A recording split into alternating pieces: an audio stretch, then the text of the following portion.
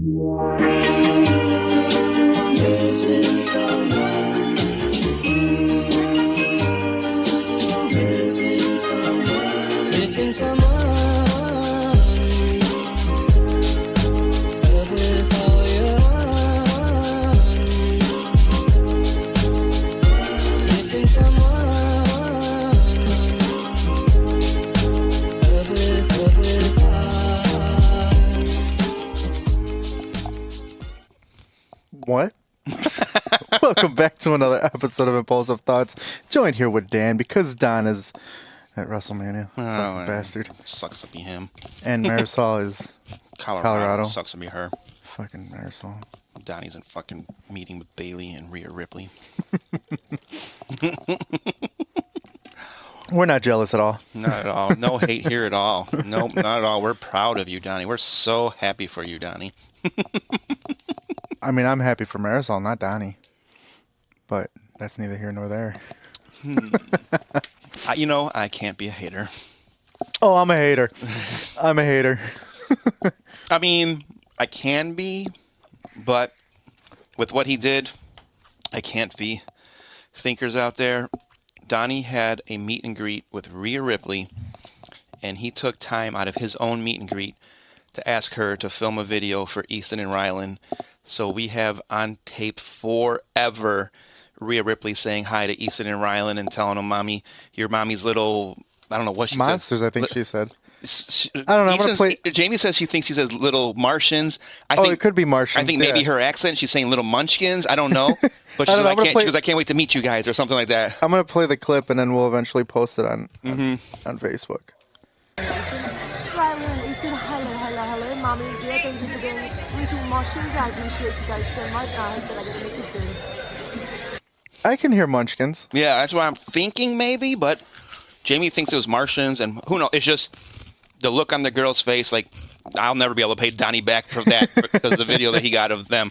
So Easton is always, her and Jamie were going over, because Jamie called her mom to tell her everything, and Easton's like, and they're going over, got a fist bump from CM Punk. Randy Orton gave me a high five and was going to sign for me. Got an autograph from R-Truth. Got a stare down from Solo Sikoa. She goes, and now I pretty much got a meet and greet with Rhea Ripley. Like, no, you didn't. Donnie did, but you got a video from her. But the girls are on cloud nine last night the whole time. It was awesome, Donnie. So many props to you for that. That was so badass. I could still hate, though. Yeah. we were.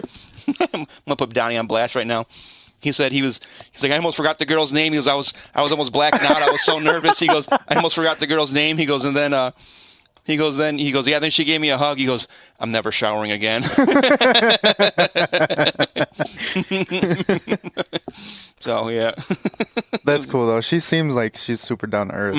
And that's what I like meeting the wrestler. Well, I mean, I've not Bubba Ray Dudley. I knew that was gonna come up, but I've never actually met a wrestler. I don't think. Like, I mean, you can't really count Bubba and Right. Devon Dudley because they were kind of like. Yeah, we didn't really meet him either. No, so I don't know. I just feel like, they're people too. Yeah, we probably. I'm guessing like they have their good days and bad days too. Right. Like depending on either A, where their storyline's at, or B, how they're feeling health wise, or C, like if they're missing their family, Yeah. I'm sure they have their good and bad days. And I guess WrestleMania weekend is a good time to probably catch any of them. They Right, gotta think they've got to be in a good mood. They're in their Super Bowl of their sport, Yeah. So Yeah, and I'm trying to think who said it. Oh, it was Kevin Owens. Mm-hmm. I was listening to Chris Van Vliet, and he said, Chris asked Kevin, like, any advice would you give? And he said, don't come up to us at airports. Really? Yeah. He's like, that's when we're the tiredest, and like we just want to get in and out of these airports. He's like, but he's like, there are some times that I will say hi and take a picture, but I usually won't sign anything at airports. Yeah. He's like, because sometimes people take advantage of it and they have like 13 things to sign, and all they just want to do is sell it. And also, I bet you not a lot of times, but let's say it's an adult with those things to sign. Right. They're what do you call, like autograph hounds? Yeah. That are tracking, okay, what flight are they on, blah, blah. But I bet you even Kevin Owens saying that, if like some little kid saw him in an airport, oh my God, you're Kevin Owens, he would like it. But yeah, an adult, like some 40-year-old man like me, oh my God, it's Kevin Owens. How are you? Can we talk for a while? He'd be like, fuck off. I'm trying to get off my plane, you know? But I'm sure they always know how to be nice for the kids. Yeah. I'm sure it's the adults that probably bother them sometimes because they're the ones that probably take it too far, you know? Right. I know. I remember, God, I think I was going to Nashville. Mm-hmm. And I crossed paths with JBL. Oh, really? In the airport, yeah. And I seen him and he's fucking massive, by the way. Yeah. Massive. I mean, he looks big compared to the other guys anyways. And I'm walking by him and I'm like, fuck, this guy looks familiar. He had his cowboy hat on and everything. And I look and I'm looking up at him and I'm walking by him and I don't think he realized that I was looking at him. But I'm like, nah. And then I'm thinking, I'm like, no, that was fucking JBL. That's awesome. That was probably the closest, other than Bubba and Devon, I've ever gotten to a wrestler. The closest I've gotten, besides Devon. I mean, at SmackDown when they were near the kids more than me, because I let them get to the railing. But I told you a long ass time ago, I got free tickets through Mancow to go to a Raw or a Smack. I don't even know if they were called Raw or SmackDown back then. But I was the front row, and I got spit on from Triple H when he did his, you know. And I could have touched Big Papa Pump. He was so close, but you know, it's weird. It's like I only got a few memories. Like I don't know what's wrong with my brain. You think I'd have that whole fucking night memorized who I saw? All I remember is Triple H in front of me spitting, and I remember Big Papa Pump walking by me, and that's all I remember from the night. I think it was me and Carrie that went to. I don't remember who I went. I think it was Carrie because we were married, and I won the free tickets from Mancow. But I couldn't tell you. All I know is I was. And I keep saying I was front row, only because if I was close enough to have some of Triple H's water land on me, but I'm even not sure about that stat anymore, so it's just weird the way my memory works. But yeah. So, welcome to another episode of Impulse Thoughts. Yeah, I know. I was trying to think of how we could segue with that, because I was going to bring up Kane, because he played in See No Evil. So that could have been a good person to put on this board, too. Well, anyway, back to the board. Well, my mom commented on Facebook, too. Yeah, I did. I seen that. She's like, what about the Wolfman? You have Dracula on there. I'm like, oh, good point. Yeah, and honestly, Dracula is like the oldest out of all of them, right? Probably.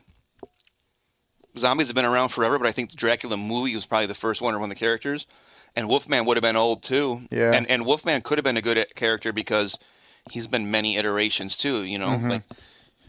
You don't have to do just Wolfman. You could do like a werewolf guy, I guess. You know? Right. But then we get yelled at by Donnie because you need to pick a zombie. Well, that's why I did what? Oh, World War Z. Oh shit! Forgot about World War Z. Well, we won't go that far because we're not going to argue for them yet. So that's what I wanted to ask you. That's what I was trying to point at. Do we want to do 1, 2, 3, 4, fill a whole bracket, or 1, 2, 3, 4, one from each bracket? You know. Ooh, one from each bracket might be better. That way, you know, you can see who's moving on instead of, hey, we have this whole bracket filled out already. Ha ha ha. You know. Yeah, that's good. I like that. The four corners right now. Mm-hmm. Q was texting me again like crazy. He's like, man. He's like, what about this? Blah blah blah blah blah. And he's talking all this shit. I'm like, man. He's like, I gotta do my research. I'm like, are you coming Friday? He goes, no, but I want to do my research anyways. He's like, pumped for all this. Yeah, how do you want to start this? I gotta stop crunching first of all. I mean, we can start here. You know, we can do 1, 2, 1, 2. No, I know, but I mean, how do you want to start?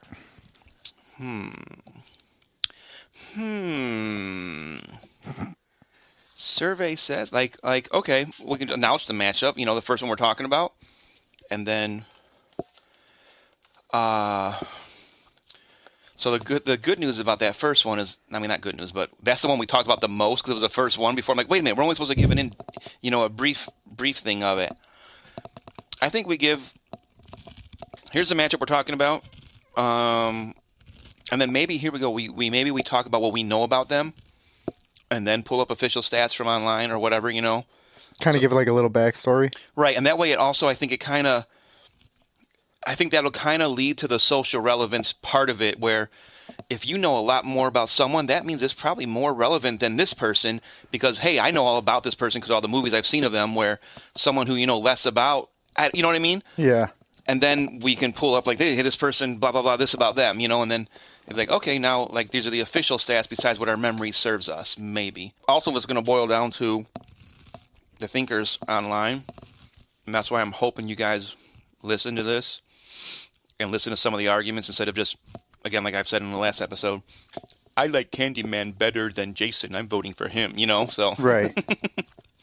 Our first entry into the bracket, our first contest, if you will, our first matchup, our first battle to the death. Not really. Just our first battle will be Annie Wilkes from Misery versus the Candyman from the Candyman.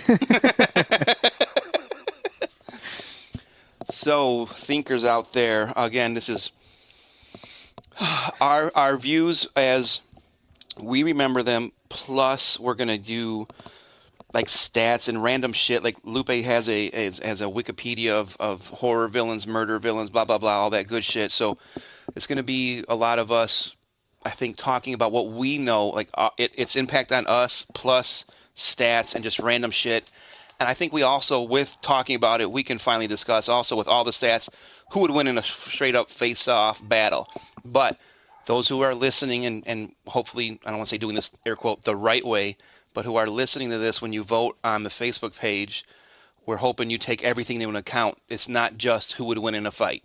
Because, again, let's say you have some random person who has no special powers going against Jason or Freddy or someone like that, or Candyman who has special powers. They obviously probably would lose in a straight-up fight. That's why we want to make it more than just a who would win in a fight. It's everything together. Who do you think is a better... Should we use the word icon or just... I don't know how to phrase it. Because I don't want to say who would win in a fight. I don't want to say who's a better icon because then once again... Yeah, you got the most iconics are Freddy, right? Jason, Michael, right? Because I want you guys to be open and just, because again, icon's the wrong word. Because again, yeah, you're people that everybody's heard of this person, but then again, you have different generations who, like my mom, for example, the ex from The Exorcist, Regan. I think my mom would probably rank her number one on this list because I think my mom watched that back when she was 16, 17, 18 years old. And I don't think she's watched a horror movie since then because of how much The Exorcist terrorized her. So different generations and different ways things have affected you, different points of your life when you watch these movies. Just be open to just, I like Jason better. He's going to beat everyone. I like Candyman the best. He's going to beat everyone. Like, just, I don't know. I'm probably still going to boil down to that when you guys are voting. But at least give us something to discuss and discuss all these different people in depth, hopefully. Yeah, we'll do the best. Was that a decent rundown? The best we can. Yeah, no, that was good. And I lost my Wikipedia page. Oh, here it is. So, again, the first matchup we're going to discuss, Annie Wilkes versus the Candyman. Do you want to do initial thoughts or go straight to your stats right away? How do you want to start? I'll let you talk first because I feel like I'm talking a lot. So, initial thoughts. All right. Annie Wilkes is just a regular human being. Mm-hmm. According to the stats I've seen, like she's done some crazy shit. But and then there's Candyman, who's immortal, and I don't even remember like how they actually got rid of him. I don't either. Now that you mention it, because again, that's a movie I watched once and I've never watched again because it scared the shit out of me so much. Because I was at that age where shit could scare me and. It was so close to home because it was in Cabrini Green, Chicago. Right. And I lived in the south suburbs of Chicago, so I'm like, fuck this. And he comes from a mirror, which there's mirrors in everyone's house, Right. So, yeah, I don't know how he was actually defeated, I guess. If I remember correctly, but then again, I don't know because I think they summoned him and they, like, what caused him to be Candyman, the spirit, the immortal, is also what they used to kill him. They burnt him in a fire in the middle of Cabrini Green, I think. Mm-hmm. I think. God, it's been so long since I watched it. Yeah. Yeah. Does that mean we got to watch 32 horror movies over the next? Hey, I'm okay with that. You know what they do in Halloween? 32 nights of horror, 30 nights of horror. Let's do it now. 32 nights of horror. So, kind of a little backstory on Annie. Okay. Since I don't know, I searched her up right away. obviously she is the main character in Misery, which came out in 1987. She was actually a nurse. She was formerly a nurse, and so she obviously she has nursing skills and she's super intelligent and stuff like that. Well, she actually was she kidnapped people. Oh shit. And from what I've seen, she's killed 14 people and one former pet that she had. Yeah, no, I was looking earlier. I'm like, was it a dog? Okay, a pet. It just said pet. Goldfish. Yeah. But I mean, and a lot of these kills were young people, like Damn. 8 years old, 6 years old, Holy 3 shit. years old. So she was really evil. Yeah. And then like it started getting older where like it spiked like crazy. Like it was 80 years old, 41, 58, 44. So does it go into detail? Was she maybe working in pediatrics, then moved to an old person's home? So it says that she was formerly a nurse. No, it just said she was a mentally ill, demented, and obsessive nurse who self-proclaims herself to be the biggest fan of her favorite author, Paul Sheldon. Because, yeah, that's the movie, if those have ever seen it, is about her kidnapping. It said Paul Shelton, right? Is that his name? Paul Sheldon, yeah. Which is played by, holy shit, my brain just went blank. He's an awesome actor. He was the main guy in the show Las Vegas. He was the coach in one of those football movies. God, why is my brain not working? Football movies? Fuck, my brain's not working. I want to say Gene Hackman, but that's the wrong name. It's not Gene Hackman. It's shit. I think he actually was in The Godfather also when he was younger. Why the fuck is my brain not working? I know I'm looking for it, but anyways, if I'm correct me if I'm wrong, because you're looking it up. She kidnaps him because he writes a series of books, and she loves the main character. And I believe either he announced he's going to end the series, or he just announced he's done writing. So she kidnaps him in order for him to write another book. She goes, "You can't end it that way," or something. And she like, oh yeah, you're right. She was a former pediatric nurse. oh, see, that's why she probably killed kids then. There we go. And she kidnaps him and tortures him, and the which we mentioned last week, the way she breaks his ankles and hobbles him sticks with me to this day. Yeah. And there's actually, I think, a name for what she does to him. Like, I've heard it called something.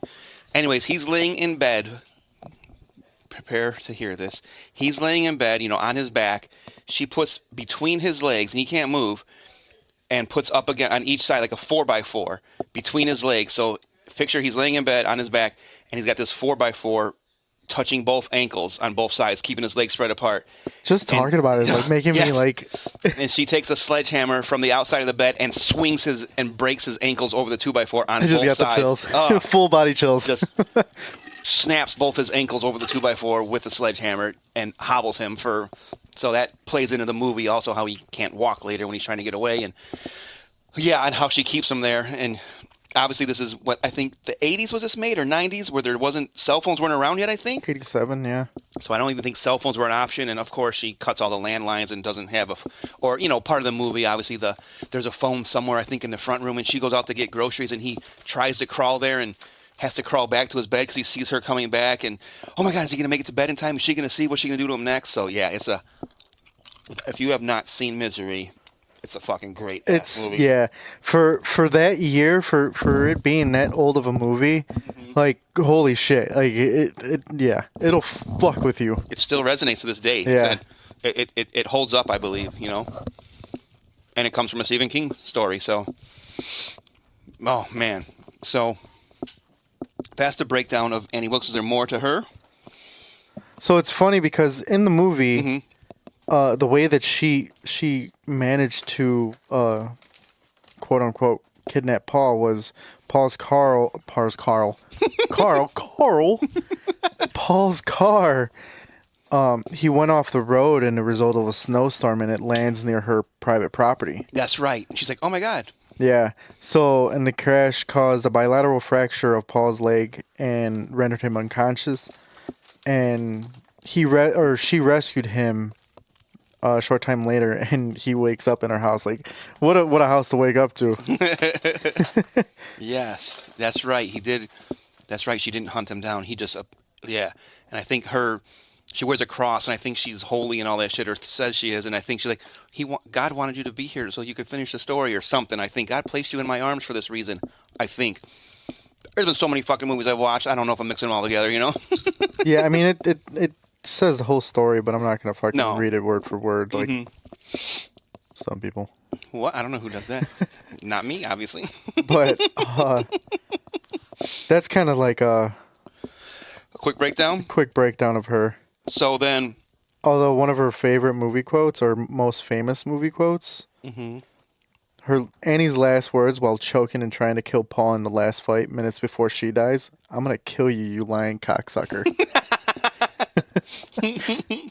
So, now a background on the Candyman, for those of you that don't know. Where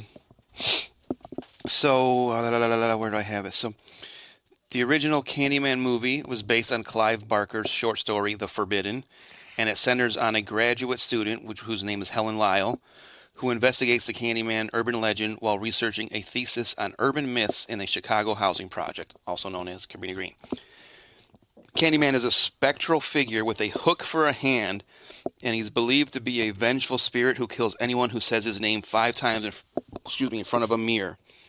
Let me pause you for a second. Yes, sir. Did you ever play Candyman when you were younger? Fuck no. I never did Candyman. I never did Bloody Mary. I never did any of those fucking things in a mirror. Hell no. Neither did I. Like I said, one of my fears is mirrors in the dark, as it is. Still to this day, when I wake up, like I get up for work at 3 o'clock, and the way I sit up, my face goes in front of a mirror every time, and then I walk past the mirror, and then there's a bathroom mirror. I'm like, nope. I'm like, no, I can't look at him. So the legend of Candyman depicts Candyman as a former black man who was brutally murdered for an interracial relationship in the 19th century, and that's why he returns as a vengeful ghost. Wait, he was formerly black? A former black man, yeah. That's why it's weird the way they write it, a former black man. Because, yeah, when he shows up, he's still black as Candyman. He's not like he's wearing a mask or anything. Well, because he's a ghost, so he's not a black man. He's a ghost. He's a black ghost now. I guess. Sure. Right. We'll go whatever. with that. I don't know. So, summoning the spirit, this is, again, based on the movie. Helen, initially skeptical, she's drawn into the legend and accidentally summons Candyman by saying his name 5 times before a mirror. So the aftermath of all this is as Candyman's presence intensifies, he begins to kill people in the housing project, leading Helen to confront the reality of the legend and her own role in summoning him. So what are Candyman's powers? The Candyman's powers primarily stem from his supernatural status and his connection to an urban legend. He can levitate, summon bees, and is seemingly able to manifest within reflections or even be a vessel within his primary subject. His most prominent power is the ability to inflict harm or death upon anyone who speaks his name 5 times in front of a mirror. If you haven't seen Candyman, or even if you have, the hook on the end of his hand is like one of the nastiest hooks I've ever seen. It's not just a Captain Hook from It's like a meat Peter Pan. hook. Yeah, right? it looks like it's just jammed in the stump. Yeah. So part of that is because let's see. So here's a more detailed breakdown. It says Candyman can appear in both standing form and by levitating, often with bees surrounding him. So in the 2021 movie, which I've never seen, he can also be a vessel within reflections and be a vessel within his main subject in the reflection. So that's something new he got for the 2021 upgrade. The bee swarm is what we had talked about last week because Lupe said, I remember something with bees with him. So it says Candyman can summon or command a swarm of bees to attack or incapacitate his target. And that's because what had happened in the movie, and I don't have it up here, but I do remember, he was, where did it go? When he was killed in the 19th century that made him what he is, they chopped off his hand and put his stump of his hand in a bowl of honey and to attract bees to him to sting him to death. So that's why he has power over bees now. So the bee swarm is he can summon or command the swarm of bees. Mirror summoning. The legend states that speaking his name 5 times in front of the mirror will summon him, and he will then kill the person who summoned him. So then it says his hooked hand is the most iconic feature, and it's the result of, it says his gruesome past. Oh, here it is. The mob sawed off his right hand and smeared him with honeycomb stolen from an apiary attracting bees that stung him to death. His corpse was burned in a pyre erected in the site where the Cabrini Green homes were eventually built. And that's why he's in the Cabrini area, because it was, again, 19th century before Cabrini was even a thing. So, that's the quick breakdown of these people. The first two matchup. Yeah, and then we want to go famous line. So it says, what's the most famous line from Candyman? Candyman says, this is deep, I remember this, I am the writing on the wall, the whisper in the classroom. Without these things, I am nothing. So now I must shed innocent blood. Come with me. Which is basically, yeah, him saying, if they forget him, like most of these movies that have an urban legend, they're only kept alive by people remembering them. So if you forget who the Candyman is, or if he becomes a faded memory and nobody knows who he is, that's why he's saying his power comes. He's said he's nothing without the things of the whispers of his names in the classroom. So, yeah. So there's, I guess, a quick breakdown of who is versus each other.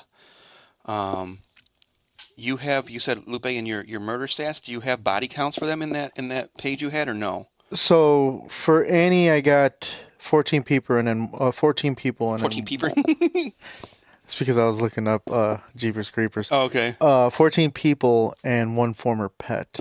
So I got Candyman. It says the Candyman series has a body count that varies across each installment. So in the first one, because there's also, if we're talking about movies, I think Misery was just a one-offer. There is no Annie Wilkes anywhere else that I know of. Yes, I was incorrect when I said last week that Nurse Ratched was her origin story. No, Nurse Ratched is the nurse from One Flew Over the Cuckoo's Nest. So Candyman, the original Candyman, he had 6 kills. In Candyman 2, Farewell to the Flesh, he has 9 kills. Candyman 3, Day of the Dead, he has 16 kills. And then in the remake, now he has 17. So 6 and 9 is 15, plus 16 is 31, plus 7. So he has 48 kills, which is more than I knew he had. So over his 4 movies, Candyman has 48 kills. It's impressive. It is. See, now here's another website that says something different. So anyways, so that's, their background story, their kill count. Again, if you guys, when you're voting, if you want to take into your own, again, we want your own opinion, the social relevance. Did that movie Misery stick with you? Were you afraid of Annie? Did Candyman scare the fuck out of you? You never watched it again and haven't watched the prequels or anything because you're a chicken shit and you grew up in the south side of Chicago and you don't want to know anything about him anymore. So, close that one out now, right? Yeah. Move on to the next. We move on to the You want to go this way or this way? We'll go down. So, Creeper and Gremlins. no. Oh, wait, no. Nope. Regan McNeil and Samara Morgan. Ooh. Samara Morgan. Regan from The Exorcist, right? Yep. And Samara Morgan from The Ring. With our second matchup, we have Regan McNeil from the original Exorcist and Samara Morgan from The Ring. This is interesting. This is a very interesting matchup. Dan, I'll let you go take this one first. So, I will be handling the part of Regan McNeil. So, quick backstory. Regan McNeil is a fictional character who appears in William Peter Blatty's 1971 novel The Exorcist and its film adaptations. The story centers around 12-year-old Regan, the daughter of a famous actress, who becomes possessed by the demon Pazuzu. Regan exhibits aggressive and inhuman behavior, worrying her mother, Chris, who eventually seeks an exorcism. 2 priests perform the exorcism, successfully expelling the demon, but dying in the process. So, there was the original Exorcist, which everybody knows about. Also, there was a second film called The Exorcist 2, The Heretic, which was actually filmed 4 years later, and it actually, in the movie, is 4 years later, so it's real time 4 years later in the movie. Then there was also a television franchise, or television series from 2016 to 2017, which had different actors. I believe it says Gina Davis played the part of Regan McNeil as an adult. But then also in 2023, there was a new movie, and I didn't even know about this, called The Exorcist. What was it called? I lost it. The Exorcist Believer, and Linda Blair came back and reprised her role as a 63-year-old Regan McNeil. Oh, nice. So, but the backstory, I give you the backstory of who she is. So this is obviously she's a character from The Exorcist. This has so much social relevance because of, I mean, who hasn't heard of The Exorcist, And there's been so many exorcism movies since then, not based on her, but like The Exorcist of Emily Rose, The Exorcism of this. A very good movie. Yeah, the Last Exorcist. There's so many movies that have the word exorcism in it or deal with exorcisms. It's just, this is, I believe, the first one ever that started it. And like I said earlier, I think my mom said one of her uncles took her to watch this at a drive-in when she wasn't supposed to because she was super young. Let's see, 1971. So my mom was, or 1973 the movie came out. My mom was 14, maybe 13, 14 years old watching this. And she's been afraid of horror movies since then. So I said the social relevance is just insane to know about this. And then how old was Regan? She was 12 years old. So also me and Lupe were just talking before we started recording. Linda Blair, actually, she got hurt in for the scenes in which Regan, and also, sorry, the demon that possessed her is named Pazuzu. I don't know if I said that already. So while Regan or Pazuzu is thrashing around in bed, Blair was strapped to a harness and it would repeatedly bang off of her spine. And in a sequence in when the bed levitates, a technical failure fractured her back. The injury developed into scoliosis, leaving her in chronic pain for years. So the movie itself, Linda Blair got injured during it, and she was 14 years old while she was filming this as she's playing a 12-year-old. Now, if I remember right, didn't they leave the actual scene where she got injured still in the movie? I believe so. I'm not going to say 100% because I said that about The Crow, right. And I was 100% wrong about that. So I'm not going to put myself out there like that again. But what else? Backstory about her. Just, yeah, I mean, she's a 12-year-old girl. She's possessed by Pazuzu. Let me find out real quick the body count, because if I do just Regan McNeil, who she's killed, I believe it's just the two priests from the first movie. Let's see. According to a YouTube video, bringing her total kill count to 9. So she the deaths of Father Durkin and Father Murrin in the first one. The deaths of the other characters to 9. Also, the video suggests that there may be other deaths off screen. So, while Lupe describes her counterpart, I'm going to look up also a little bit about Pazuzu, because if Regan is, obviously we would put Regan in here, but she was possessed by Pazuzu, so I can give you a little backstory on the demon that possessed her. Also, I forgot to say, I did, while reading more about her, the reason why Pazuzu chose Regan as the person he wanted to inhabit, turns out that in The Exorcism Part 2, it was revealed because she went to a psychiatrist, it says. She went to a psychiatrist, and it's revealed that she has, like, supernatural healing powers. So Pazuzu chose her because of these healing powers. She has psychic healing powers, and it's the reason why Pazuzu attacked her and chose her. I think trying to find a body that would keep healing itself so he couldn't maybe get expelled from her body so easy. So that's why Pazuzu chose her. And again, that's my basic rundown of Regan. She's a 12-year-old girl. She's possessed by a demon. So there's not much more I can say about that other than, and then she, like, also Regan before possessed was known as a super sweet girl, and she did everything for her mom. And she was not a bad kid, a tyrant of any kind. She was a super, super nice girl and was very, very loving of her mom. So that's why when the demon took her over, they're like, this is weird. Like, this is not her at all. And then if you've seen the movie, if you know how she acts, like, her face changes. She gets all these marks all over her face, and she looks all tore up and beat up, and she projectile vomits against the priest. Yeah. So that's the most famous scene everyone knows.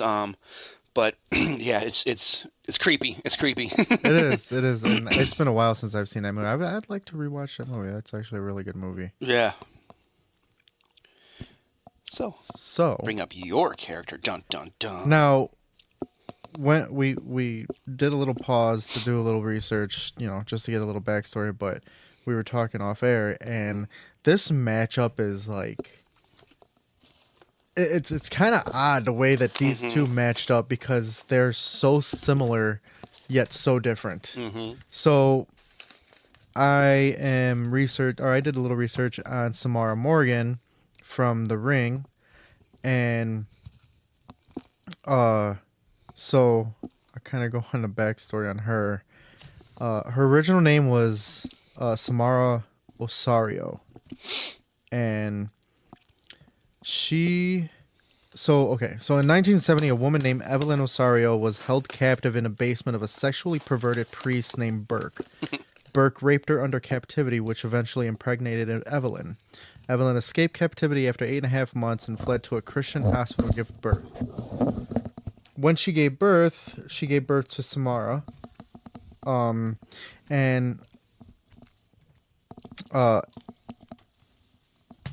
So she was born with like strange new supernatural abilities, and it's unknown where they came from because both of her biological parents were fully human. And I guess it was most likely that she was a human incarnation of a demonic spirit that resided within the waters, with which Evelyn lived in constant fear of. So this is why I say it's like a crazy matchup, because they're both, I guess you can say they're both demonically possessed. And it's funny you said it's a water demon. Yeah. It says here Pazuzu is a high-ranking demon and king of the wind. King of the wind demons. Damn. Yeah. It's just getting weirder and weirder. Right. So Morgan was so she had these abilities, and before she was killed, she had these abilities that made 36 horses commit suicide. And finally, it was somebody in town or something like that. I was just doing a quick like read over, but had enough. They fucking threw her in a black plastic bag and threw her down her well. Jeez. She was 12 years old when she was killed, which was the same age as Regan. Fucking Regan. Mm-hmm. But she came back, and I should have did a little bit more, but like so you watch this tape, and it says 7 days, and by the end of the 7 days, you're gonna get killed. Have you ever watched The Ring? I've never seen The Ring. Really? Yeah.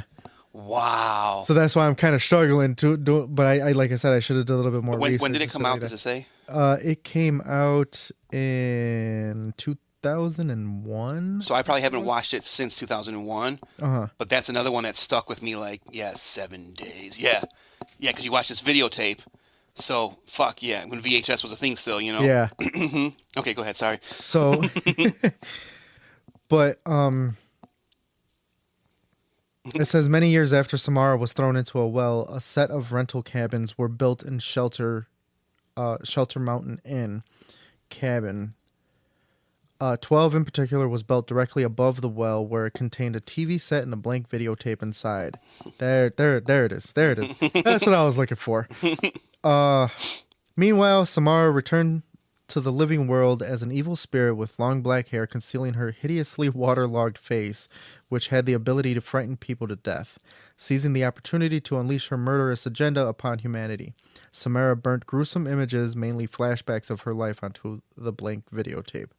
So I pulled up the videotape, and I was watching, just like, wow, maybe it's fucking weird part of it, and there was a chair, I remember, and then there's her, well, I think is her in a mirror brushing her hair and stuff like that. So there's horses running in there too. There's a close-up of a horse's eye with a fly crawling into it. It's weird, man. The fucking video is weird. So the only way to survive was to copy and pass the tape to somebody who has never seen under the 7-day deadline. Mm-hmm. So basically, you're passing on death to somebody else, Yep. which is kind of shitty. Like, well, I guess if you think about it, I mean, if you give it to your worst enemy, like, here, I made you a tape. Right. Watch it tonight, Mm-hmm. please. So, but yeah, I mean, as far as like a kill count for Samara, and there's actually, what did I say? There was 2 Ring movies. Yes. But that's just American versions.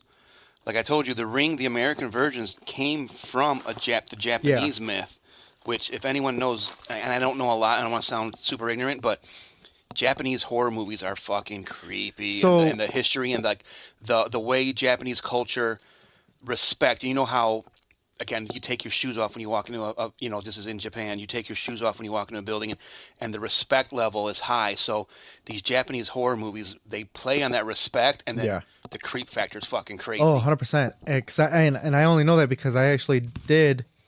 I don't know the number. I actually did 3 Japanese myths or something like that on our first, That's right. I remember. first year anniversary was still hot. Mm-hmm. And that shit was creepy as fuck. Mm-hmm. So one girl had the glass skull smile, where she was cut from ear to ear, and I can't remember what to say to her if you ever meet her. Right. I can't remember what to say to her, which sucks because if I ever run into her, well, it'll be you, not us, because you're the one that did research. So. yeah, I don't plan on going to Japan anytime soon, but still. But yeah, so 2 movies, but from what I see, it says 22 people have been killed, but it also says there are numerous Ring members that had heart attack or were driven to commit suicide by Samara, and then there's another one of. I still count that as one of her deaths. I mean, they. But like I'm looking at her deaths, and technically, I think this is how people are dying from watching these movies: are heart attacks or they committed suicide. Like this was her way of killing people, Scaring the shit out of them. Yeah. So I mean, Dr. Scott was physically attacked to death, but and then the 36 ranch horses that leapt off a cliff to their death. So Lupe picked another one that kills animals. Yeah, what the fuck? Heart attack, thrown off a balcony to his death, killed on impact in a car. So I mean, I guess after you watch this movie in 7 days, you're gonna die, whether randomly or just killing yourself, I guess, probably from fear. So but I it's forgot, all in result of her. Did you say is she also possessed by a demon, or she herself is a demon? She it said, drum roll please. All right, I'm done. She was a human incarnation of a demonic spirit that resided within the waters. Oh, okay. So then she is the demon. That she's the reincarnate of the demon. Basically. Wow. So that, to go with our matchup then, I would say, is she kind of more powerful then? Because she is the demon. She's not a human body being inhabited by a demon. True. Maybe she can be the one that possessed Regan. Ooh. Wow. She kicks Pazuzu out and says, I'm fucking taking this body now. Yeah. Look at me. I'm captain now. You see this? So because then I also see that what the superpowers are of Pazuzu. And his superpowers are invulnerability. Pazuzu cannot be harmed by conventional weapons like humans are. Telekinesis. Pazuzu has telekinetic abilities as he can move and throw people and objects with his mind. But his telekinetic powers are superior to normal demons. So, yeah, in this matchup now, taking it back to that, if they were to fight each other, would Samara have an upper hand? Because if she got Pazuzu out of Regan's body, would he be like sent back to the demon world, or can he fight against her still without being in a human body, So, and then there's Samara's powers. Okay. Like suicide inducement, possession, curse manipulation, teleportation, telekinesis, climbing skills, death staring, which disfigures her victims' faces and kills them. Jesus, just by staring at them? Yeah. Hydrokinesis, which I want to guess it has something to do with water. Maybe water manipulation. Yeah, dark powers, immortality. She's a water bender instead of an airbender. Intangibility and incorporeality. So, I mean, like I said, that's a good matchup. It is. So that's going to be one where I'm sure everyone, again, if you're voting, you're going to. It might be that one might break down by who's voting. Older people are more afraid of Regan. Don't know who the girl is from the ring. Right. That's why I'm hoping you guys are listening before you vote. And if you're not listening, then you won't even hear me saying this, so it doesn't matter. But but that's a good one, though. I didn't realize how good that matchup that was going to be when we first wrote it down. But that's interesting. Again, the social relevance, exorcism. The Exorcist is just probably one of those top 5 horror movies of all time. Wasn't Exorcist based on like true events or something? It was. Like I went over that last week also, that Morbid just did their latest episode was the true story of what the Exorcist was based on. Mm-hmm. Now, obviously, the Exorcist is super fictionalized and ramped up a lot. Yeah. But like I said last week, it wasn't actually a boy that was possessed, not a girl. And then after all the possession and everything happened, everything was done with, like I said, he went on to be a NASA scientist. So, and that's where Donnie made that joke. Oh, yeah, that's right. Donnie's like, so all I got to do is be possessed to be smart? So, or to get a high-paying job, whatever he said. But, yeah, so it's that's a good matchup, man. I don't know who I would vote for now. Yeah. This is going to take me some thinking to do. I think my initial thought in the beginning was, it's going to be The Exorcist, because if I went into just social relevance, everyone knows The Exorcism or The Exorcist. But then also I thought, The Ring scared the shit out of me. Like I said, I've seen it, and it's just creepy. It's just like the back of your neck is just like, your hairs are on end watching it. It's just creepy when you see the video that they watch. And you're like, I know I'm watching a movie of the video, but am I going to fucking die in 7 days now because of watching that? Like, it's creepy. Yeah, now I'm gonna have to watch that now. It's a good one. And I'm pretty sure I watched number 2 also. But the first one, stuck with me to make me want to watch the second one. So yeah, that's a good matchup, guys. So have fun with the votes on that one. Yeah, for sure.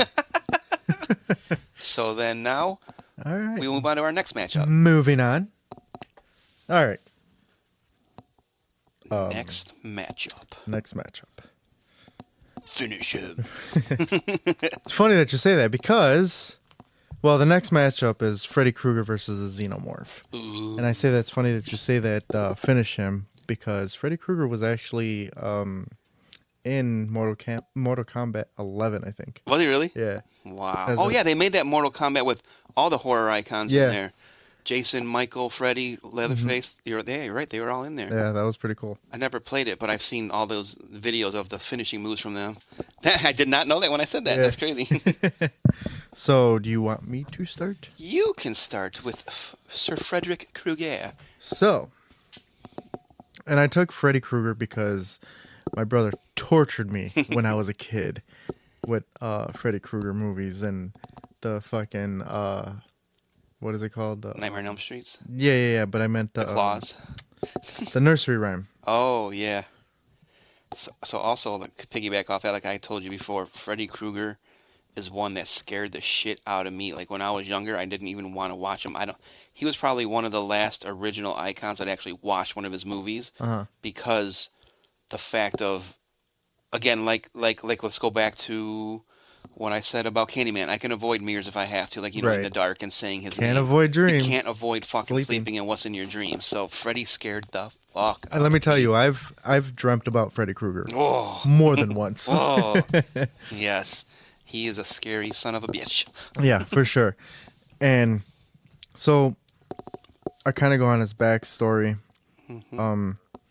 He was a serial killer rapist, but he targeted children at first, and this was before he was actually dead. Mm-hmm.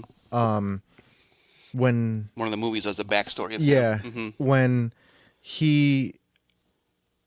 the families found out that he was actually raping and killing these kids, they went to his house and they burned his house down with him inside of it, which caused him to become. He had some kind of basically a deal with the devil with dream demons, and he got his powers from 3 original dream demons, and he eventually became what he is. So, other than me telling the backstory about it, I have a clip from Freddy versus Jason, which I kind of included in this too because it's still It's still Still Freddy. Freddy. It's still Freddy. That'll be also in the Jason movie Yeah. too. It's in both. So here's the clip. He was explaining like his story. Because the Dream Demons actually is one of the titles of his movies. Yeah. Freddy, I think, is number 3 or 4 with the Dream Warriors is one also. But anyways, go ahead. Sorry. So here's the clip of that. My children. From the very beginning, it was the children who gave me my power. The Springwood Slasher. That's what they called me. My reign of terror was legendary. Dozens of children would fall by my blades. Then the parents of Springwood came for me, taking justice into their own hands. When I was alive, I might have been a little naughty, but after they killed me, I became something much, much worse. The stuff nightmares are made of. The children still feared me, and their fear gave me the power to invade their dreams. And that's when the fun really began. So still creepy to this day. There are actually 7 movies. Really? Including Freddy vs. Jason. Does that include the new one too? No, I did not include the new one, the new Nightmare. So there is 8. So yeah, technically 8. But we won't count that one. But we won't count that one because that was terrible. It was horrible. Robert Englund didn't play the Freddy. It was the guy, you know who it was? He was in well, I mean, most depending on how old you are, you will know him originally. He was from the original Bad News Bears. Okay. He was from that, but he also was more recently in that I can't think of it. It was a superhero movie, but not like well-known superhero movie. But anyways, yes, him. He played him, and it wasn't Robert Englund. Yes. Yeah. And in the magic of podcast land, we actually paused and did a little research, and I was telling my co-host, Mr. Dano, all the fucking powers and skills that Freddy has, and I'm not gonna go over all of them. No. But he has a ton. It would take the whole episode to list just all his powers. Yeah. So, but yeah, dreams are inevitable. And I know there's a lot of people who say, "Oh, I don't dream." No, you dream, you just don't remember them. Mm-hmm. And this goes back to, I think, one of my episodes I was talking about having sleep paralysis. And thank God it wasn't Freddy, because I probably would have shit myself. But I mean, so yeah, and even just that was just touching like the tip of the iceberg of Freddy. You want me to play the fucking nursery rhyme? You gotta do it. That's iconic too. Yeah. Okay, here it is.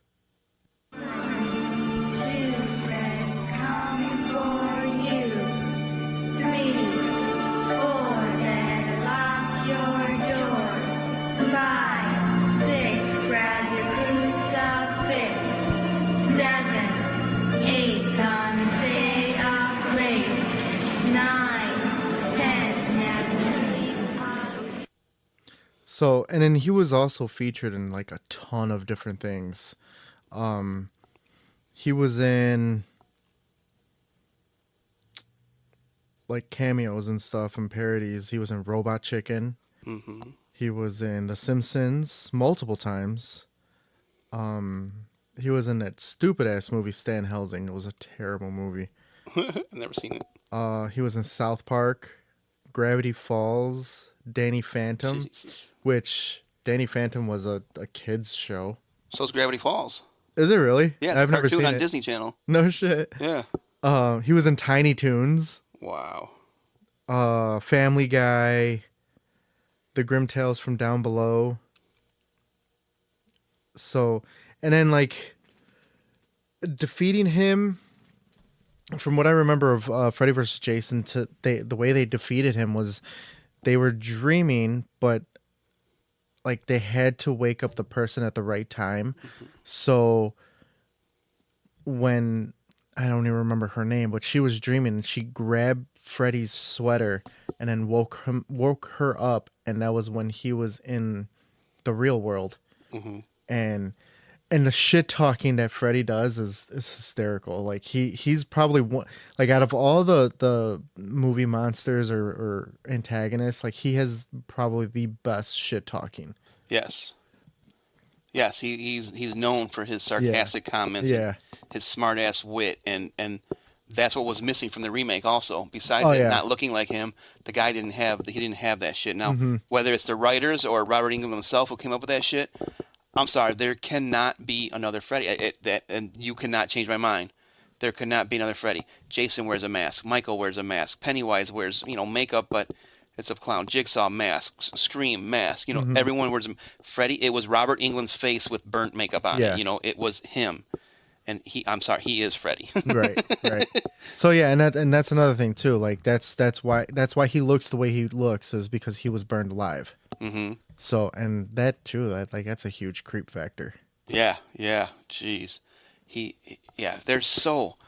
that's why there's so much Freddy shit that you, and then so to piggyback on your list of his superpowers, I think, and I said it kind of jokingly while you were researching, but I honestly think it's true. The reason why his list of superpowers is so long is because he's in the dream world. There's no limitations of what he can do. Right.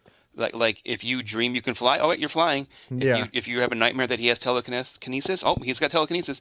If you dream that he can stretch and morph and do whatever, he does that. I mean, he turns into a giant snake the one time. Yeah. I think the one also his blade fingers turn into needles, and he injects a drug addict and fills them with cocaine one time or whatever. I don't know what drugs go in needles, but heroin. There you go, maybe. Yeah, but he literally there is no limitations to his superpowers, right? Because he's in the dream world. Yeah, and like you said, I think the way they do kill him in one of the movies, I think the main character's her name Helen, the main girl from number 1.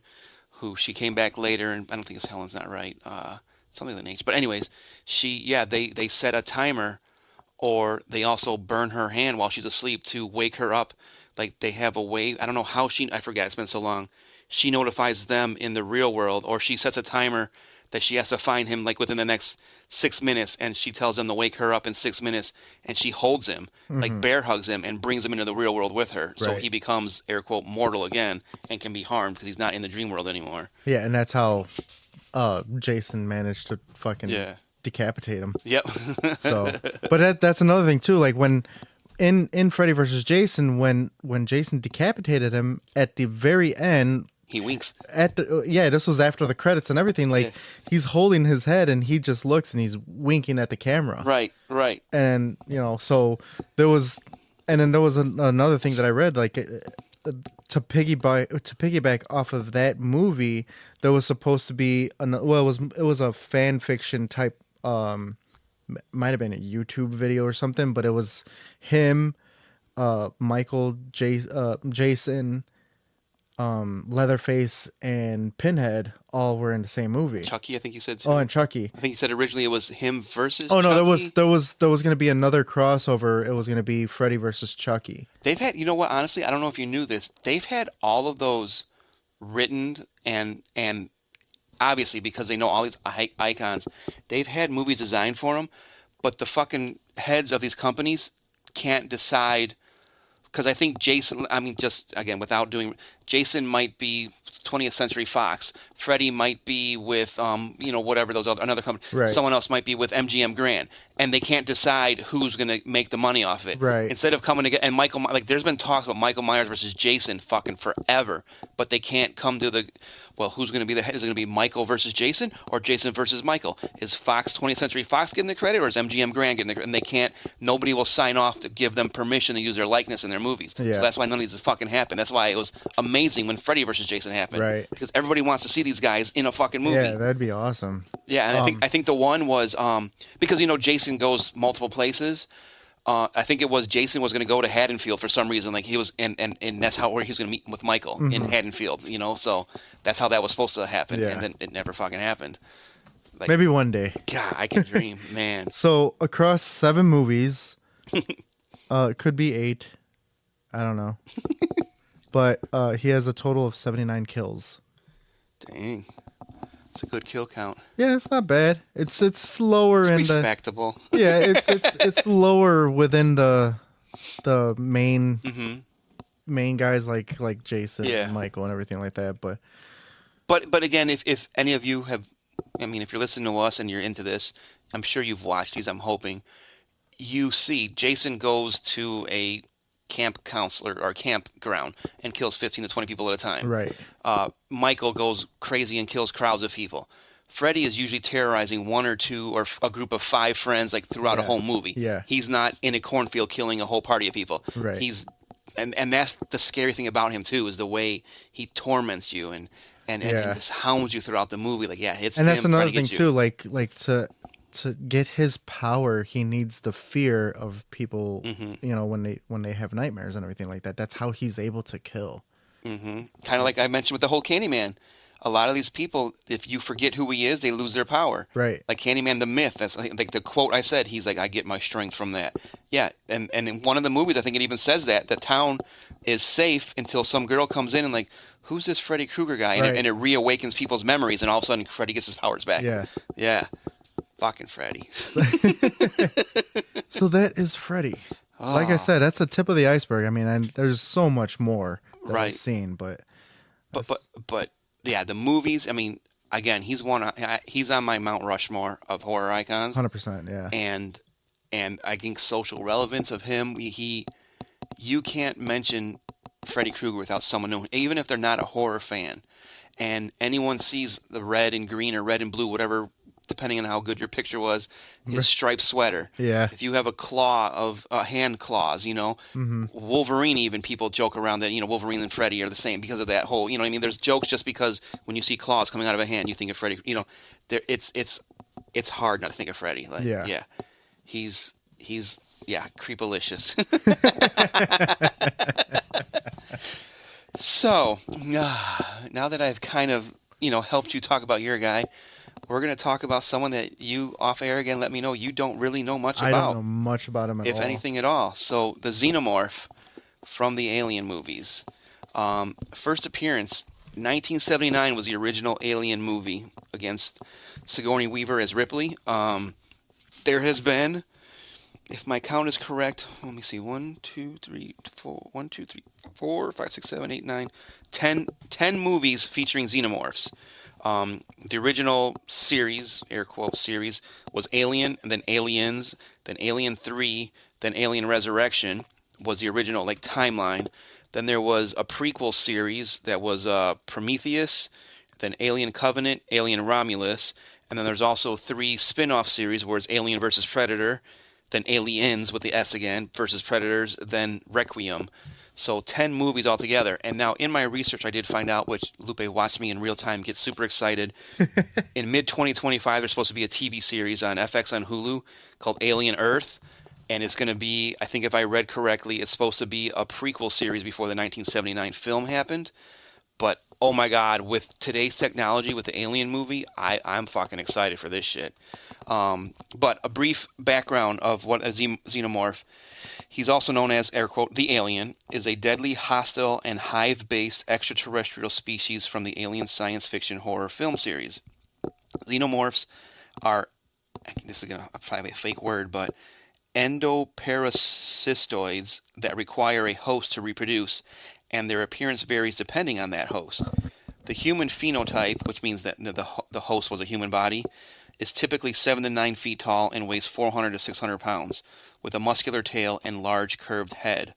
Also, it does not say in there, but their blood is acid. So if you cut them or hurt them and they bleed on you, it burns through your skin, burns through your body. They have deadly acid for blood.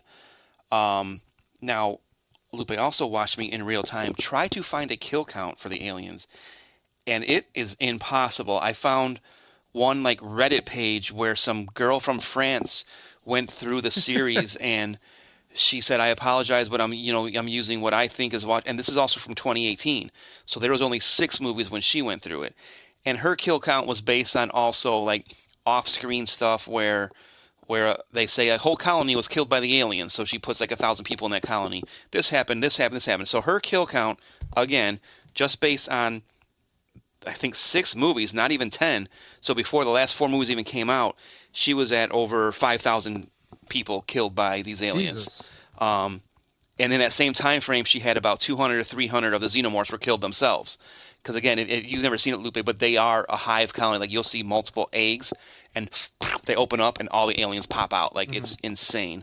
I did find another website where it was the first 9 movies. So the 10th movie is Requiem, which is Alien vs. Predators, and that one wasn't out yet when they did their stats. And they had it broken down to, in the 7 Alien movies, 155 people were killed, and in the Alien vs. Predator movies, 110, so 265 people killed by the xenomorphs. Okay. But again, if we're doing like stats, I go with the 5,000 plus, because even though it happened off screen, we're saying this is what they killed. So yeah, they killed a whole colony of 1,000 people. That's a xenomorph kill, if you ask me.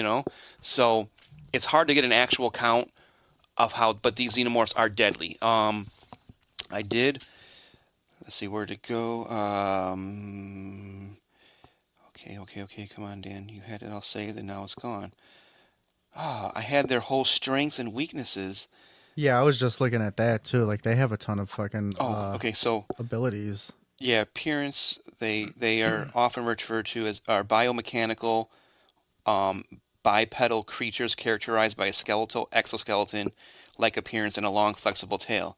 They typically have an elongated domed head with a toothed mouth and an inner extendable maw. Their coloration is usually mold shades of gray, black, blue, or bronze, and they often adopt a hunched or erect stance based on the host species. So that's their basic appearance.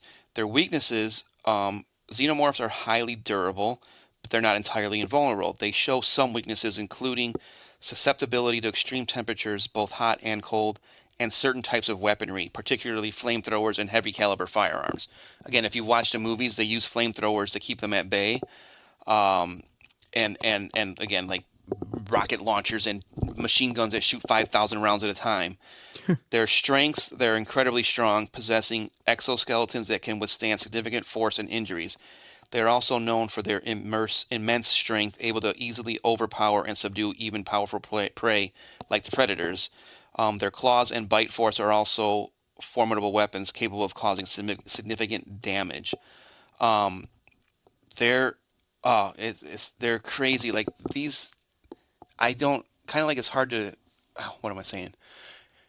You've got to see the movies, I guess, to see the way they move, the way the sounds they make in the movie. They sound like snakes, and they slither around. And then the original Alien, one of the most iconic scenes, which is made fun of in Spaceballs, Mm-hmm. when the guys the alien pops out of the guy's stomach and hello my baby, hello my darling. So the way they like it says it needs a host. Is the adult alien, or actually usually they have a queen that does it. The adult aliens you see in the movies are usually the fighters. Mm-hmm. Injects or implants an egg through your throat, into your stomach, and when the egg's done growing, it bursts out your body, and that's where the alien comes from. So these things are nasty. I would hate to be trapped alone with one, let alone on a planet with multiple of these, chasing you down, because they are deadly and scary and horrible. Yeah, I just seen their bite strength. Mm-hmm. Fucking estimated at 6,000 pounds per square inch. Yeah. So they are nasty. And what's crazy, which I believe he texted me before, is like, how can you have the xenomorphs but not the predator? Because once again, the predator does fight them in a few movies. And I believe I read somewhere in my research that it says even though these xenomorphs are super strong and everything, it says the predators usually come out on top when they fight each other, which from the movies usually they do. The predators do win. The predators actually, for those that haven't watched the movie, in the very first Alien vs. Predator movie, the humans get in the way. The predators are sent to Earth or some other planet. They, like we have humans go hunting for lions and go big game hunting. the predators use the xenomorphs to go big game hunting. That's their vacation. They go big game hunting against the xenomorphs, and that's what they do for fun. They go hunt the xenomorphs. So yeah, predators are fucking scary too. But for this purpose of this matchup, unfortunately, I think the xenomorphs are facing an icon in Freddy. But the xenomorphs are a tough one, and I had mentioned, I think in the pre-show last week, that if we take into home court advantage, Freddy can't fight you unless you're sleeping. And I said, do xenomorphs even sleep? And I thought they didn't, but I think my cousin Nicholas or someone, maybe even my cousin Q, messaged me that he found somewhere that xenomorphs do enter a deep sleep-like state. So they do sleep. So Freddy could get into their brains or get into their dreams. Who knows what they dream about? Right. But they do enter a sleep state. So, and who knows if their dreams are scary enough for Freddy's like, fuck this, I don't want to be in there. But yeah, the xenomorphs aren't there. Yeah, so they have a super high kill count, and it's hard for me to get an accurate number. So you can go with 265 or upwards of 5,000, depending on how you want to count who they've killed. And it says, from what I see, it says the parasitoid Yeah. would likely be able to use a host as small as a cat or as large as an elephant. Mm-hmm. I believe they did in one of the movies. They used a cat. Alien versus Predator Extinction. They used like Oswalks in Alien versus Predator Extinction. Mm-hmm. And then there's the face hugger. That's Yes. the most iconic thing that I Yes. remember, like seeing clips and shit like that, was the face hugger, and it impregnates the host with an embryo known as a chest burster. Yep. And that's why there's different air quote versions of the alien. It's have different life bodies. There's the egg, there's the face hugger, there's the chest burster, there's the full size xenomorph. Yeah, you're right. There's it's crazy. And I remember like the face hugger in Call of Duty. Oh, really? Zombies. There's one in there? Yeah, there's a face hugger in Zombies. Wow.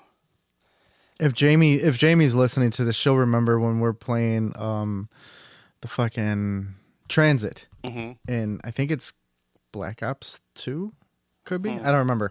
But Transit, that the fucking face huggers come out of the mist and shit like that.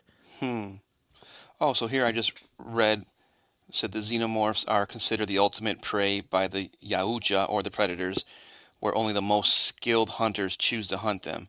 Xenomorphs have been known to have predator hosts, creating the Predalien. Oh yeah, there was one of those in one of the movies too. Fucking they got a predator to host the alien. Oh no shit. And it became the Predalien, which is larger than a predator and about the size of a Praetorian. I don't know. They are a deadly combination of the two species, possessing many features of its host species. Also, the xenomorph has appeared in other media, including other video games, literature, and comics, including the comic series Aliens vs. Predator, which originated the two species' iconic rivalry. Other crossovers feature aliens battling famous comic book characters such as Batman, Superman, Green Lantern, and Judge Dredd, alongside others. So the xenomorph, yeah, is if it wasn't us calling it just horror icons Mount Rushmore, this might be a sci-fi horror icon. Yeah. You can't talk about aliens, period, without thinking of these aliens, the xenomorphs, Right. Like it's just insane. Like they're yeah. I wouldn't know anyone that doesn't know about the aliens. Like I said, you've never seen the movies, but you know about the face huggers and the chest bursters, Right. Without even seeing one of these movies. Okay, so there's the Predalien. Mm-hmm. I have a picture of the Predalien. That's why does it look sexy? Look at that pose he's got. Yeah, right. yeah. So yeah. Also, yeah. Like we talked about earlier, the xenomorph was in Mortal Kombat 10. So yeah, he's just. This is another good one, but again, I don't want to influence anyone, but I believe Freddy's going to win this matchup.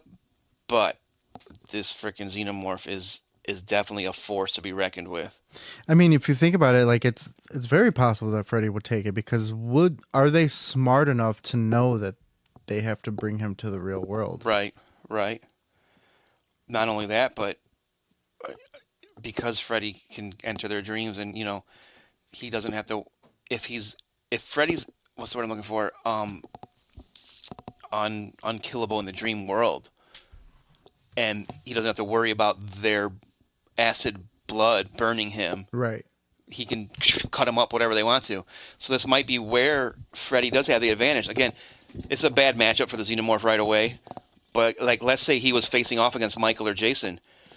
Their thing is cutting people up. You cut into them, you're getting burnt by their acid. Right. So Freddy's thing is cutting people up too. But in the dream world, he's invincible. So fight wise, yeah, it'd be a tough fight.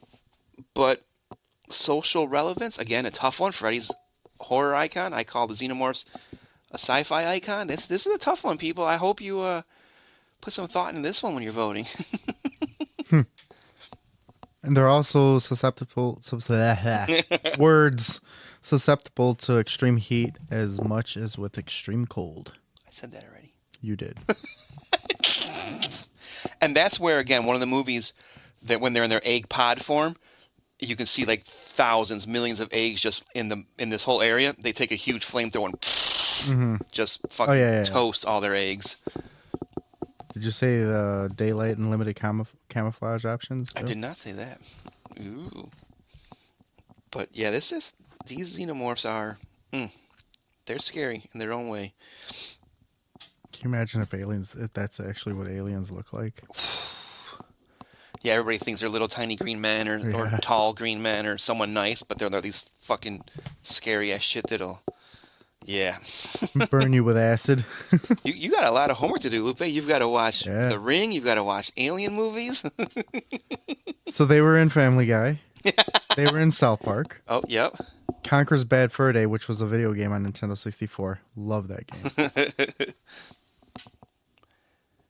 Mortal Kombat, we talked about that. Mm-hmm. Fall Guys, Dead by Daylight, Fortnite. Really? Yeah. Wow, I didn't know they were in Fortnite. This is this what they sound like? Yep.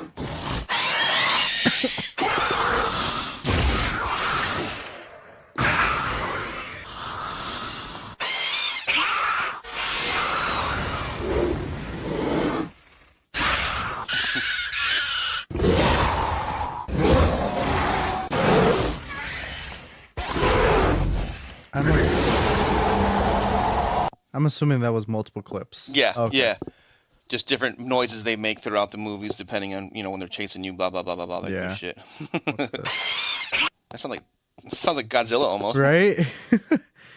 But yeah, because they look like metallic reptiles, like almost like that's how I would describe them. Like I'm sure you've seen pictures of them. Yeah. And it's just They are. Oh, they do have high intelligence, but only the queens. Really? Interesting. So, they have Riz. They have Riz? Yeah.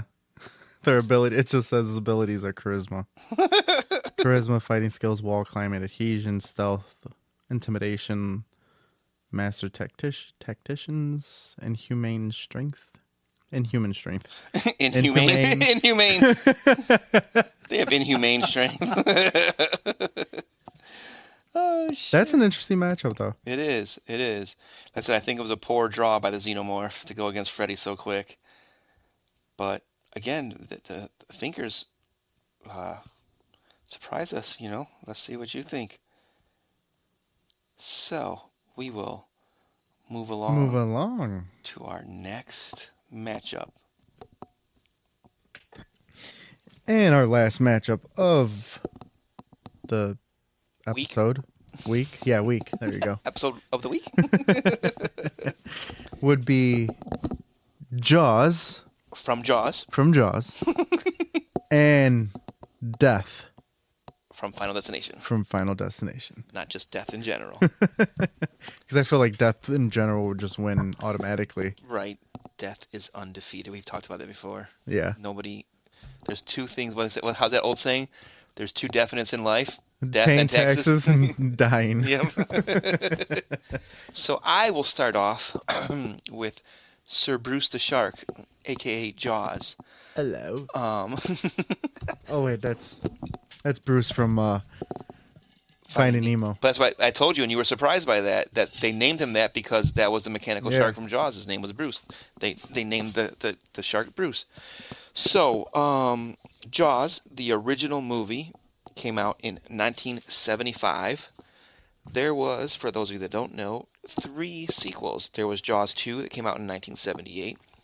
There was Jaws 3D that came out in 1983, but that was just a theatrical release. When it was on your home TV or rental, it was just called Jaws 3 because there was not 3D technology for home TV viewing yet. And then there was Jaws the Revenge in 1987, which again, me and Lupe talked a little bit off the air. It's hard to believe that there hasn't been a Jaws movie since 1987, but we did discuss there's been a shit ton of shark movies since then. Like Sharknado. Like, I mean, that's Well, like the best. Yeah, Sharknado. There's The Deep. There's Deep Blue Sea. Deep Blue Sea, which I love. Megalodon. The Meg, I think it's oh, called. Meg, yeah. But just lots of shark movies, and I honestly want to think they all have their starts from Jaws. If it wasn't for Jaws, it wouldn't have happened. Again, I've mentioned before, there is not someone in my age group that can seriously look at you in the face, tell you they didn't spend a time of their life afraid of open water at all. Open water is another one, I think, a shark movie. Oh, yeah. Afraid of being in any kind of water because of Seriously, Jaws. any kind of water. Because Right. even if I swam in a swimming pool Yes. at night, if I cannot see, Exactly. no. Yes. I was afraid of fucking some kind of shark attacking me, even though I'm in a pool in my own damn backyard. So, as far as kill counts go, I found a website that, it listed a bunch of things, but I'm only going with human kills. And also, if we're going to be fair, technically Jaws himself was just in the first movie because, spoiler alert, he dies. Jaws 2, which is funny, when I'm looking at this website, they call the shark Brucette because it's a girl shark, I guess. She dies. Shark in Jaws 3, the shark dies. In Jaws: The Revenge is another shark. So it's different sharks, but for the purpose of this, we're just doing Jaws. I think the shark, and no matter what, even though he dies, it's still Jaws. So you Jaws could series. almost say that death already has a upper hand? I guess so. But as far as kill counts go, I went just people killed by the shark in the Jaws movies. In the original Jaws, there was 5 people. Jaws 2, 7, 3D, 5, and The Revenge, there's only 2 people killed. So that's a total of only 19 kills. So Jaws only has 19 kills through the film franchise, which is, I always thought I remember more people just getting mauled by this shark. But Yeah. when I go back and look at it, yeah. I mean, there's, again, in this one website, it goes by it killed a tiger shark or it killed a dog. It ate we were laughing because it says dog eaten off screen. Debatable. Yeah. It actually says on the website, debatable. But as far as social significance also, it says the first film was regarded as a watershed film in motion picture history. It became the father of the summer blockbuster movies and one of the first high-concept films. The film is also known for the introduction of John Williams' famous theme music. Again, tell me someone that doesn't know the Jaws theme Yeah, music. seriously. Which was a simple alternating pattern of the E and F notes of a piano. Williams' musical score won an Academy Award, and the film won 2 other Academy Awards and was nominated for Best Picture. It ended up losing, here's a callback to earlier in the episode, it lost the Best Picture Academy Award to One Flew Over the Cuckoo's Nest, which is strange, which I said was okay. Nurse Ratched. Yeah. Very strange. Funny how all of this is starting to tie in. Right, all it's so together. weird. It led to 3 sequels, but also it says, that gradually as the movies kept getting released, reception was downhill for each sequel. It was less and less and less. So you could almost say that they jumped the shark. But it says, nevertheless, the original 1975 film has generally been regarded as one of the greatest films ever, and it almost always, as frequently appears in the top 100 of various American Film Institute rankings, like top 100 films of all time.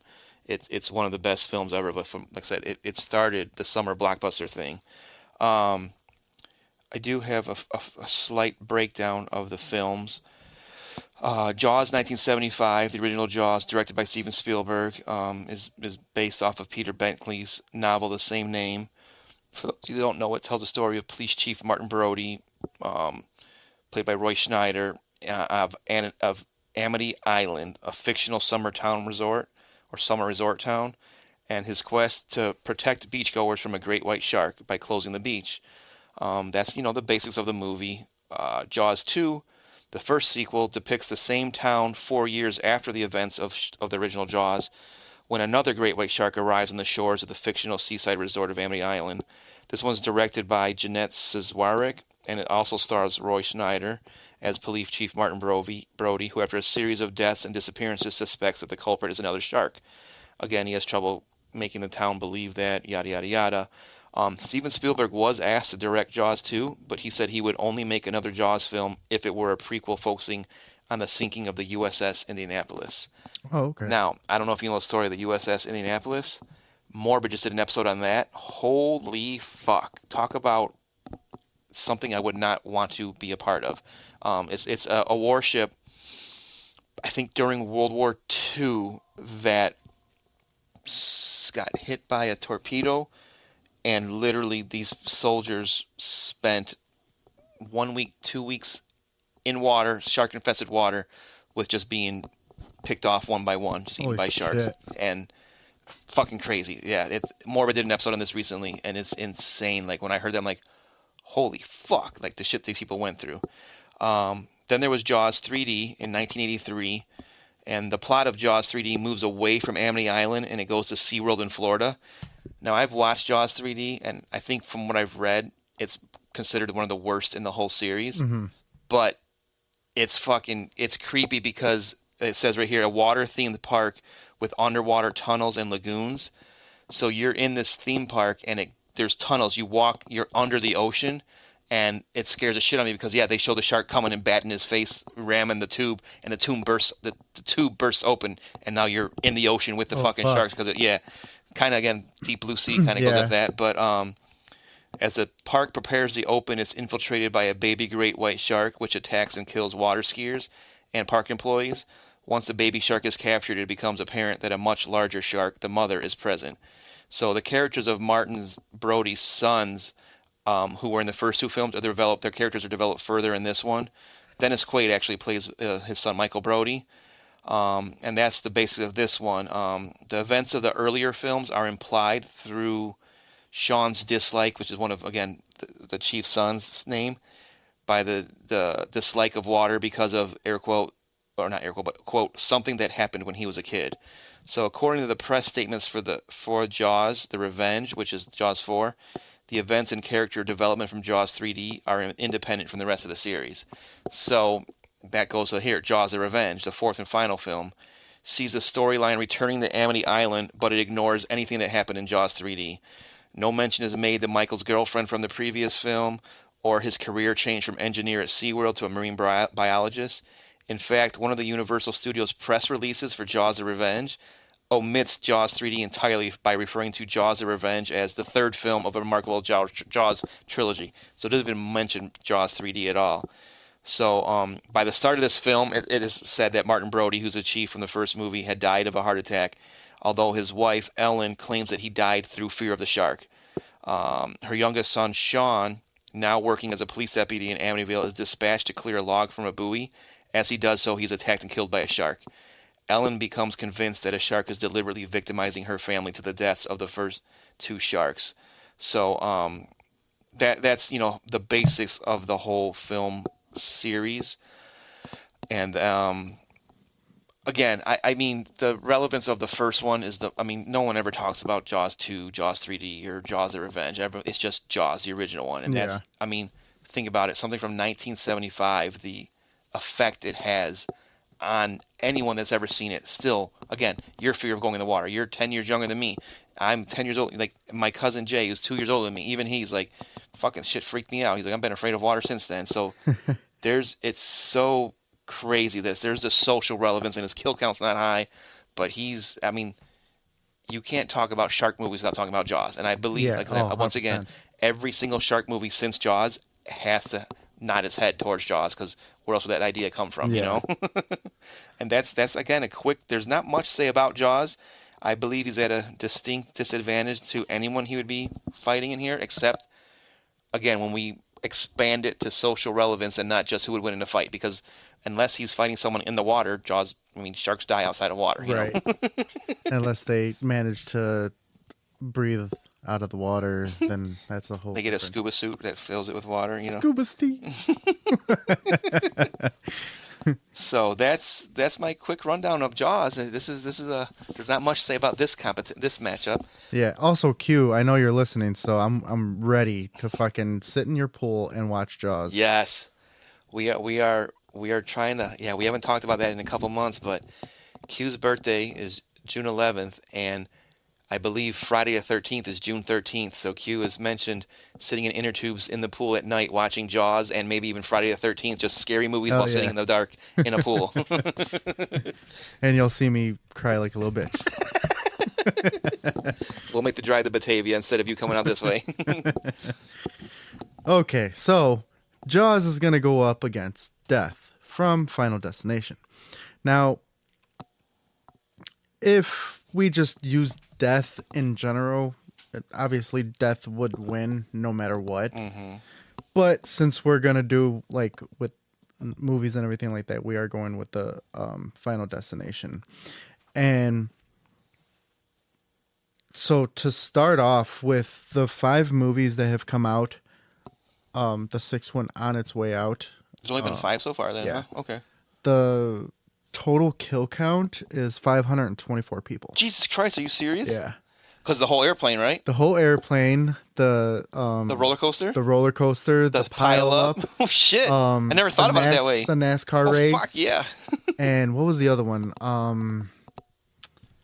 The bridge. I don't know if I saw that one The yet. bridge. I think that was. I don't know if I I seen want to 5. say that was the 4th one. The bridge was the 4th one. I know I remember the one with the tow first truck, one- tow truck driver. Yeah. What one was that? I think that was the 3rd. 3rd? Okay. And the NASCAR race of the tow truck driver, too. Yeah. Yeah. Wait. Because I know the one's the airplane, Yeah, number 1 is the airplane. 2's the 2 was pile-up. the pile-up. 3 was the roller coaster. 4 was the... NASCAR. No, 4 was the bridge. 5 was the NASCAR. Oh, I don't remember the bridge one. Maybe I seen 5, but never 4. Anyway, sorry, go ahead then. Yeah. So a total of 524 people. Jesus. Now, I was off air. I was telling Dan that there's a reoccurring character in the franchise, William Bloodworth, who was played by Candyman. Mm-hmm. What was his name? Tony. Something. Tony something. Anyway, he's actually going to be in the 6th movie, and he passed away. Earlier? November of 2024. Okay, so he passed away in 24, but he is, according to Wikipedia, that he is going to be in the 6th movie. Tony Todd's his name. Tony Todd's. November 6th, 2024, he passed away. So it's implied that he is Death because of how much he knows about death and how to, quote unquote, cheat it. And behind the scenes for you guys, while he was doing his research, like, hey, there's a person that, is in all the movies, blah, blah, blah. And I asked Lupe, I'm like, wait a minute. I go, remember how I said Tony Todd, the Candyman, every time we see him, we think of him as Candyman. I go, wasn't he the mortician in the Final Destination movies? And that's where he's like, holy shit, this is the guy I'm talking about. So, yeah. He's the one that I mentioned earlier. I'm like, every time I see him in something, and I even said, I'm like, isn't he a mortician somewhere? So this is the movie. He's the mortician that knows all about death. It's crazy. Crazy. So the Final Destination movies usually stick to the same plot throughout the whole franchise, except for like the novel, because there's a novel called Looks Could Kill. Really? Yeah, I didn't know that. I just read that too. So like I said, it remains the same. Usually in the beginning, there's the protagonist who has a premonition of people dying and how they're going to die and everything like that. So like in the first movie, I can't remember her name, but she's seen the plane blowing up and seen every person who was like in order of death, like who was going to die in order of the plane blowing up. Mm-hmm. So aside from that, like you said, mortician William Bloodworth, he stated in Final Destination 2 that only new life can defeat death.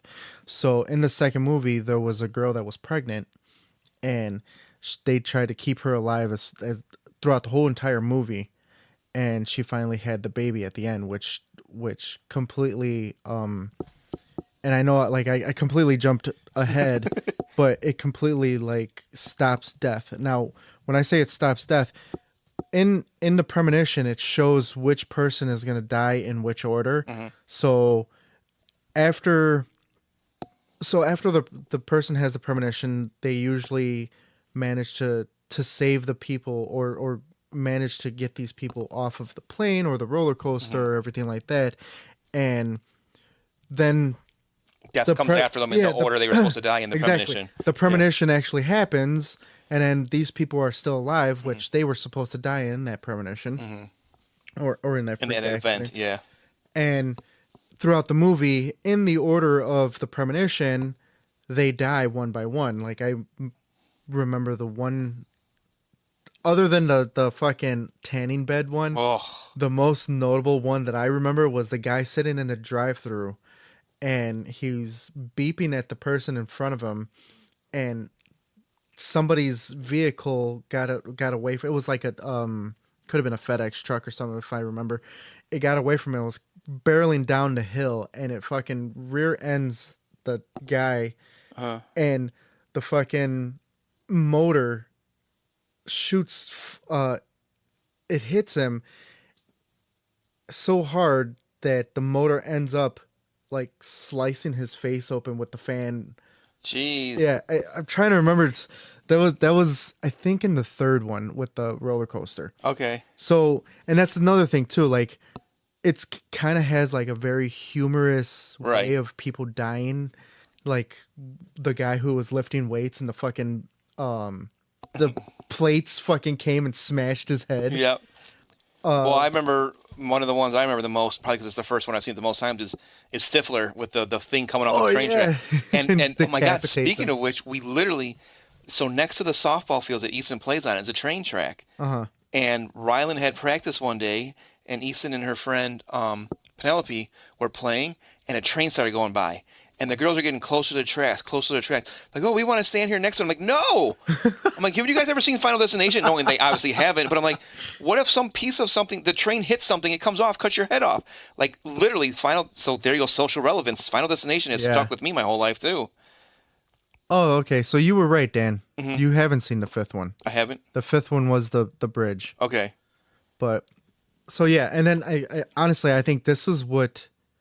I honestly made every millennial fear driving behind a fucking semi with logs. So, but yeah, anyway, it's implied that this William Bloodworth who's the mortician is death because he knows so much about it.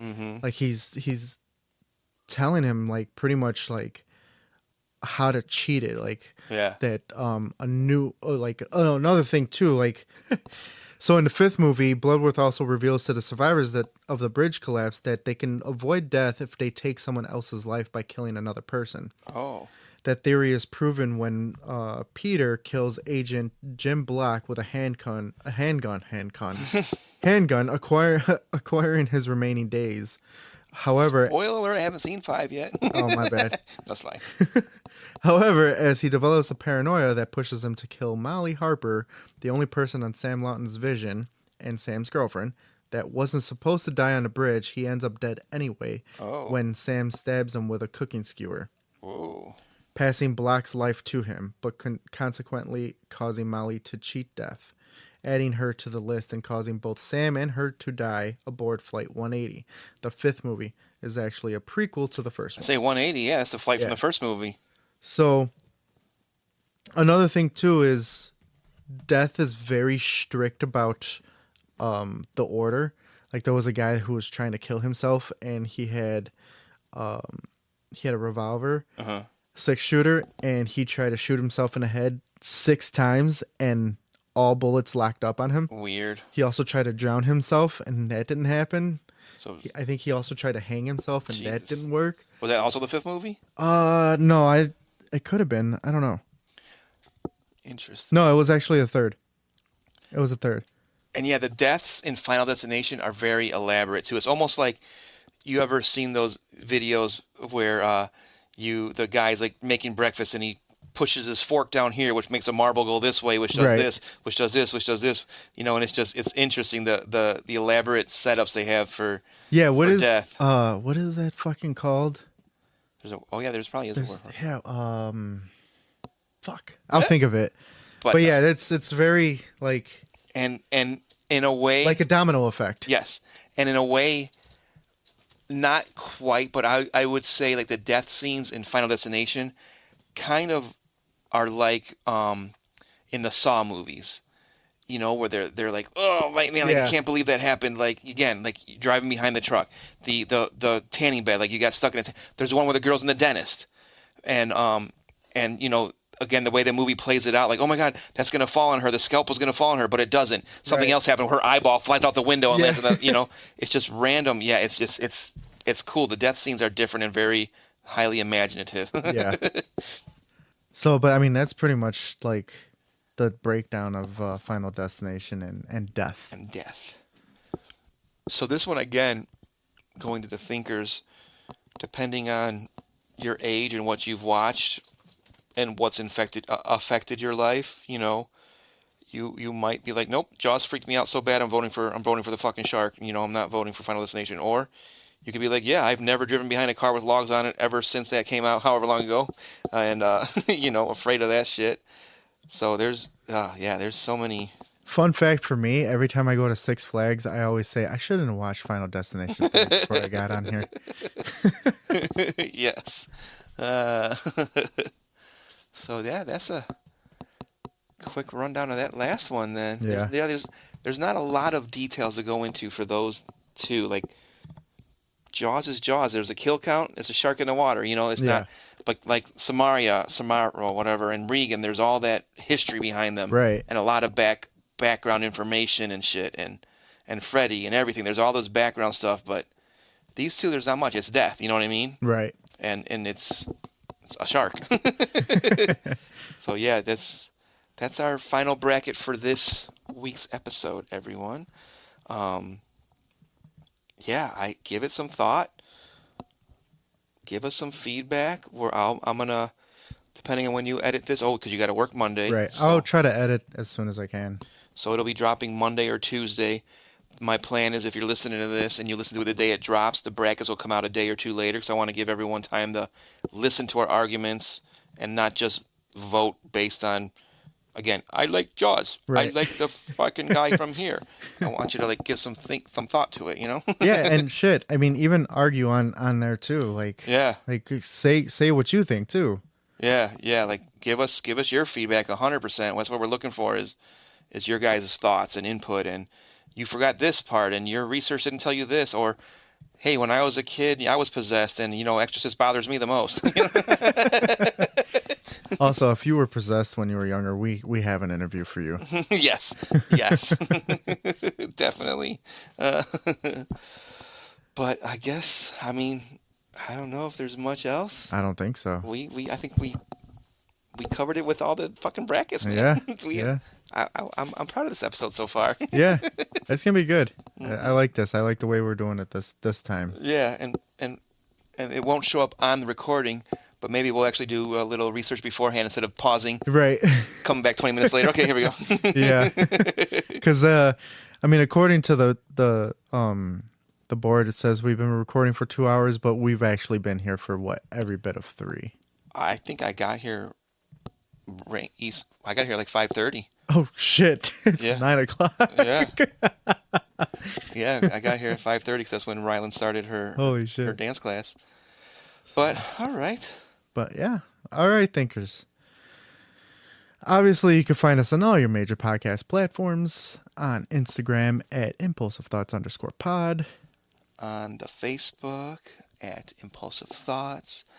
On Twitter, we don't ever tweet anything. No, TikTok. We haven't put any TikTok. videos or Yeah. stuff like that, but mainly on Facebook. Yeah. But I think- Bumble.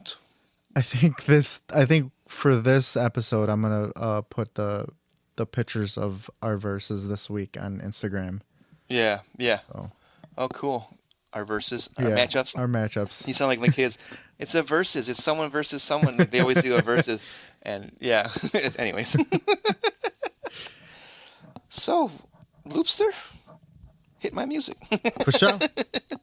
I'm Lupe, joined here with Mr. Dano. I'm Dano, joined here with Lupe. And we are out this bitch. Peace. Also, don't believe everything you think. Yeah. Illusions deceive, reality misconceive. Don't believe everything you think.